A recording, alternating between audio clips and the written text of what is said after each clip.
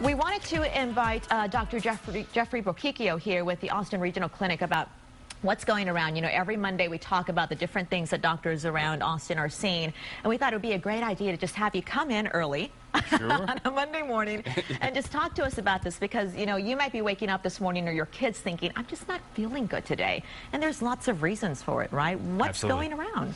Well, we have our standard things. We have some very unpleasant stomach bugs. Yeah. Some people call it the stomach flu, even though there's actually a stomach flu, but lots of viruses that do that. Okay. All our coughs and runny noses, a little bit of flu we've seen, a little bit of strep throat. Already? Is it flu season already? Well, we're coming into it. Okay. So that's what we're telling everybody, get their flu shots, better prepared. Get it now.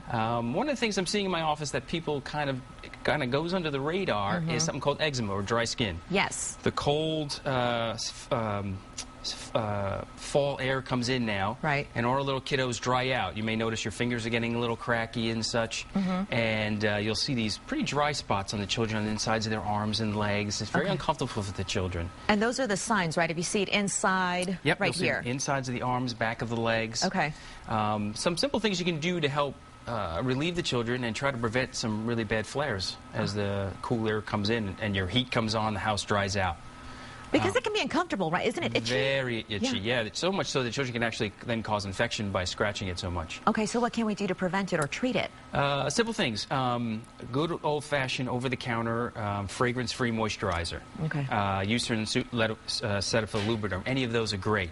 One of the keys is to do it right after a bath. There's some misinformation that you shouldn't bathe children with eczema. That's not true. You absolutely should bathe them regularly, but as soon as the bath is finished, you pat them dry and then cover them, literally cover them with the moisturizer. The skin is ready to absorb it.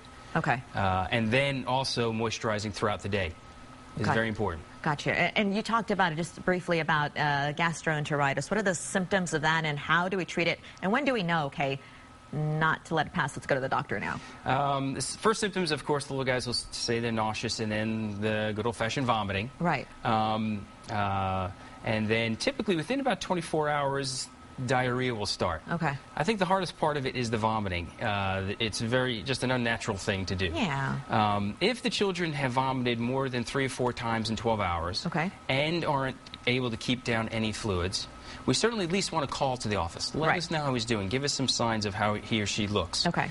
Believe it or not, the parents do a better job than they think, and so they're understandably anxious, but it actually takes a little while for a child to actually become dehydrated. Sure. Usually you need the vomiting with the diarrhea. Okay. So if we encourage just some small sips of Pedialyte, Inficare, or even a little Sprite or ginger ale, sometimes that's enough to do the trick. All right, Dr. Bochicchio with the Austin Regional Clinic, thank you so much for joining us my pleasure. This morning. If you have any questions about what's going around in your household, make sure you email us here at KXAN.com, and we'll try to get it answered for you. Chris?